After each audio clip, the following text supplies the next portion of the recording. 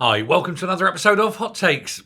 I reported yesterday about the GMB union and how it was riddled with bullying and sexism and misogyny, and how it was a viper's nest that was basically unaccountable, and how nobody in the Labour Party was standing up to it because they're so desperate for its funding.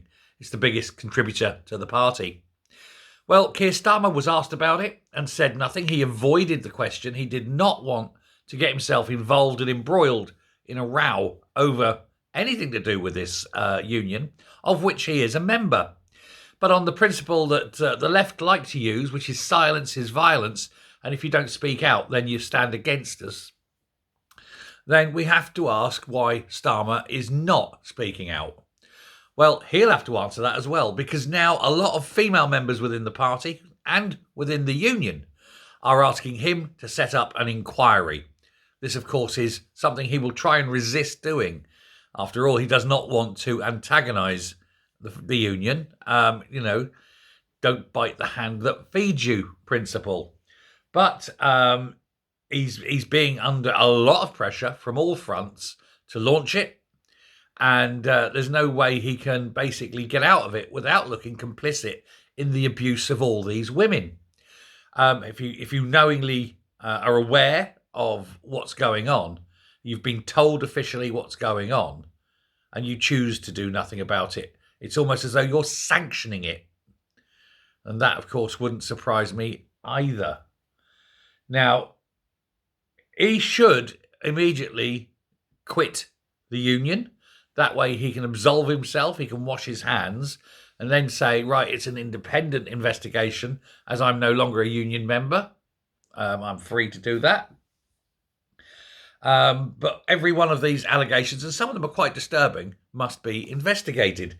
Now, Anne Chandler, who is a former official of the union, came forward.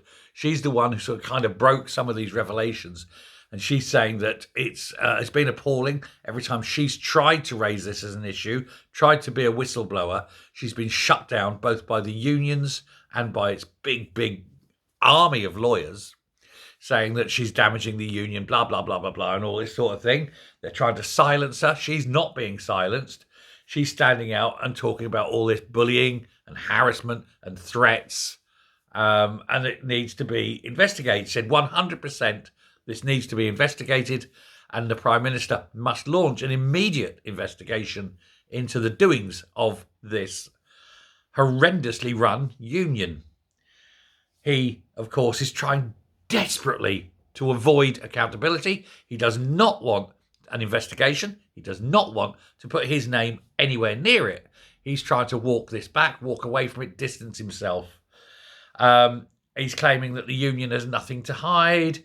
The union are saying, oh, well, these allegations are foundless. Well, if they're so foundless, if they're so false, then the union won't mind an investigation, just to prove to people how clean it is. The union are saying no. Well, colour me surprised. Now, if the union refuses to have an investigation, then the perception, of course, will be that there is something to hide. And if there is something to hide, then that is the main cause for wanting to have an investigation. You see, one thing leads to another. It's a circular logic argument. You either open up and freely have an investigation, or because you're so shady about it, you definitely need to be investigated. There's no way out.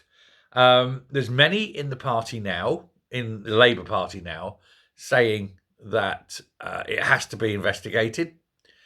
Even, and again, and this is the second time in a week, even Diane Abbott is saying these are very, very serious allegations and need to be fully investigated. Diane Abbott. Rosie Duffield, she's calling for it. There's lots. I mean, there's a whole bunch of names. They're all there. They all want this done. But Starmer, again, remains silent and divorced from reality, I think. It's going to come back and bite him if he doesn't act now.